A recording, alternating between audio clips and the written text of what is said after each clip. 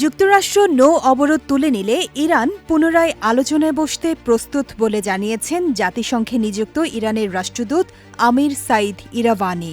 আজ ইরানের সংবাদ মাধ্যম শার্ককে দেয়া এক বিশেষ সাক্ষাৎকারে তিনি এই শর্তের কথা স্পষ্টভাবে উল্লেখ করেন।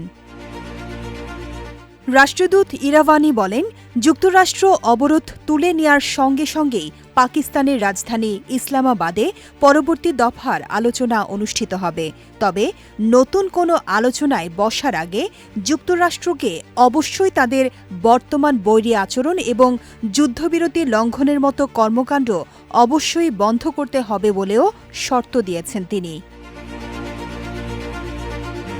রাষ্ট্রদূত বলেন, ইরান যে কোনো পরিস্থিতির জন্য প্রস্তুত। ইরান কখনোই সামরিক আগ্রাসনের সূচনা করেনি। যুক্তরাষ্ট্র যদি রাজনৈতিক সমাধান চায়, আমরা সদা প্রস্তুত রয়েছি। আর যদি তারা যুদ্ধ চায়, তাতেও ইরান প্রস্তুত।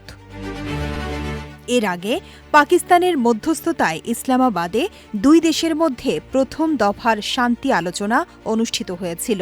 তবে হরমুজ প্রণালীতে মার্কিন নৌ অবরোধ অব্যাহত থাকায় দ্বিতীয় দফার আলোচনা নিয়ে বর্তমানে অনিশ্চয়তা দেখা দিয়েছে।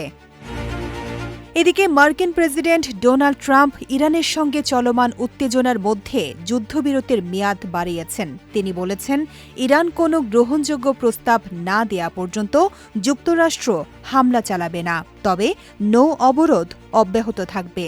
পাকিস্তানের প্রধানমন্ত্রী শাহবাজের অনুরোধে এই সিদ্ধান্ত নেওয়া হয়। তিনি আশা প্রকাশ করেছেন, উভয় পক্ষ আলোচনার মাধ্যমে স্থায়ী সমাধানে পৌঁছাতে পারবে।